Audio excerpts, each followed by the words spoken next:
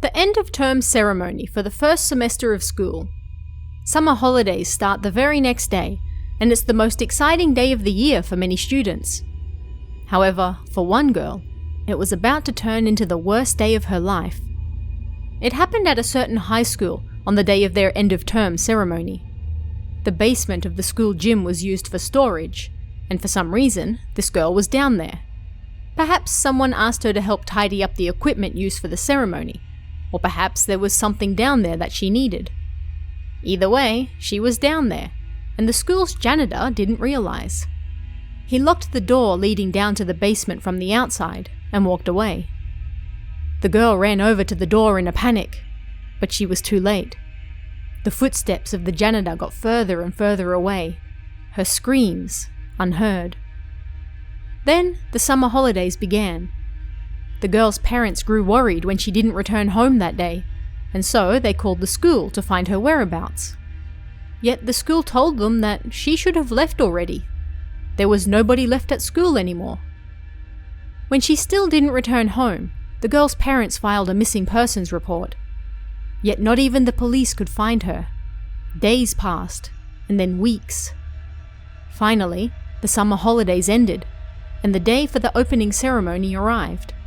When the janitor opened the gym's basement door, he found the corpse of the girl slumped up against it. Despite it being summer, the basement was so cold that the girl had half mummified. Dried blood stained the door, and it was covered in countless scratch marks. The girl's fingernails were cracked and falling off.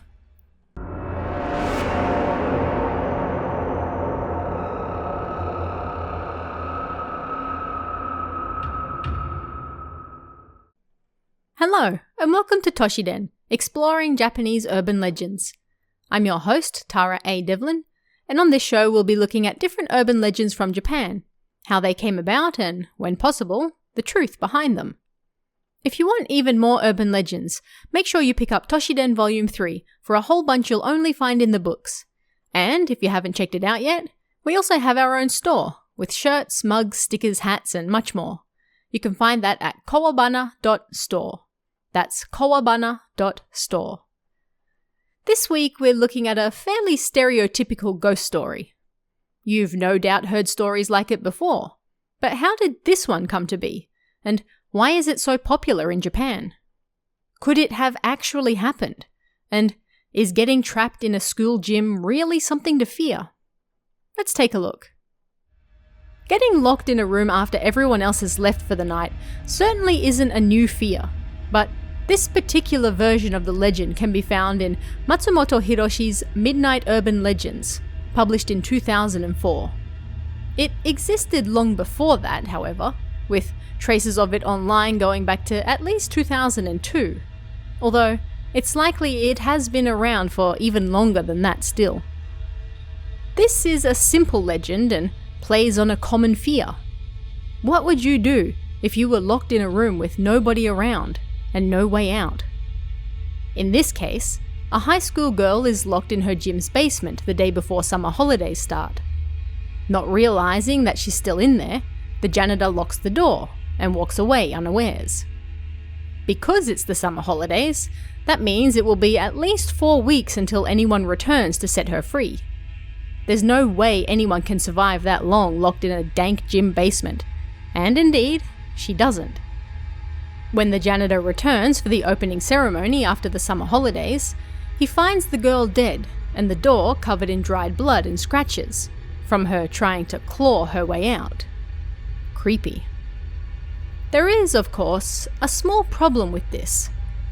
Japanese high schools are far from empty during the summer holidays. Club activities continue as normal, and teachers also visit school daily. The only real difference is that there are no classes, but Japanese schools remain busy and full of life even during the holidays. It's hard to believe that not a single person would notice someone screaming and banging on a door in the gym, a place full of students practicing for their various sports clubs, even if that student was locked in a basement. It also beggars belief that the police wouldn't find this girl trapped in the gym basement after her parents filed a missing persons report. even the most cursory of searches would have checked the entire school building, the last place she was seen. So it's difficult to believe that they would avoid the gym's basement storage, especially after an end-of-term ceremony that is one of the few times that the room would be used in a year. It makes no sense and is one of the many downfalls of this story. As it stands today, this urban legend also assumes that the student wouldn't have a cell phone, which alone allows us to date the original to at least the 1990s, earlier rather than later. It's possible that one might not get reception in a basement, which allows for more modern variations of the story, but it's also unlikely and continues to push belief for a story that's already straining at the edges. The motif of the broken and bloodied fingernails is also not a new one. It signifies how desperate a person was, that they would claw and scratch so much in an attempt to save their life that they would destroy their own fingernails in the process. This can be seen with Sadako in Ningu, amongst numerous other famous movie yurei. Nothing gets desperation across so easily as bloodied and broken nails, accompanied by scratch marks. It's terrifying and repulsive. It makes us glad that we weren't in that situation, whilst also feeling bad for the person who was. The half-mummified body also adds another element of fear. It seems unnatural, especially in the hot and humid Japanese summer, that a body would mummify rather than decompose and stink up the place, potentially leading to her discovery before the summer holidays are out.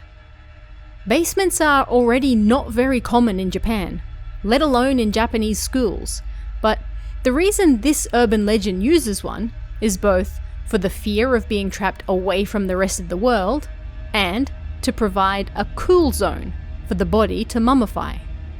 A horrifying sight to behold when opening the room up for a new semester. Some variations of this legend take it a step further and turn the story from a tragedy into a bona fide ghost story. Once the unfortunate girl is discovered and her body removed, students report hearing scratching on the basement door, particularly as night falls. They might also hear the dying groans of the girl forever lingering in the night air.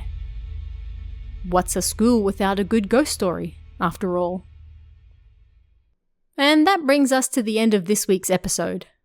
You can help support us and get early access to both this show and Kawabana over on our Patreon at patreon.com/TaraADevlin. And if you want even more urban legends, Toshiden Volume 3 is available on Amazon right now, so don't miss out. Thanks guys, and I'll see you again next time for even more Toshiden, exploring Japanese urban legends. Want even more scary stories? Head over to kawabana.net for new translations every week. You can also join our Patreon for exclusive stories you won't find anywhere else. Head over to kawabana.net now.